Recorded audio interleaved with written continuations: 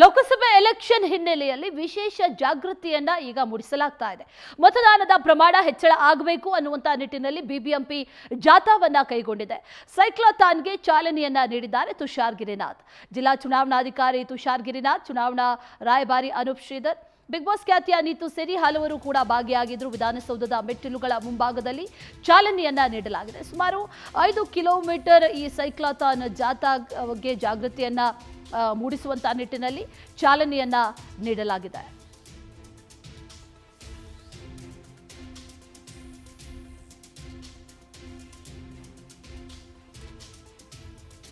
ಬೆಂಗಳೂರು ಜಿಲ್ಲೆಯಲ್ಲಿ ತಮಗೆ ಗೊತ್ತಿದ್ದ ಹಾಗೆ 26ನೇ ಏಪ್ರಿಲ್ಗೆ ಮತದಾನ ನಡೆಯಲಿದೆ. ಎಲ್ಲ ಅರ್ಹರು ಮತದಾರರು ಆ ದಿವಸ ಬಂದು ಮತಗಟ್ಟೆಗೆ ಬಂದು ತಮ್ಮ ಮತವನ್ನು ಚಲಾಯಿಸಬೇಕು ಅಂತ ಕೋರುತ್ತೇನೆ.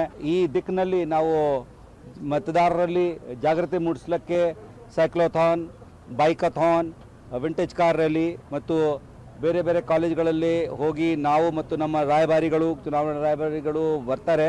ಅವರು ಎಲ್ಲ ಜನರಿಗೆ ಉದ್ದೇಶಿಸಿ ಮಾತಾಡ್ತಾರೆ.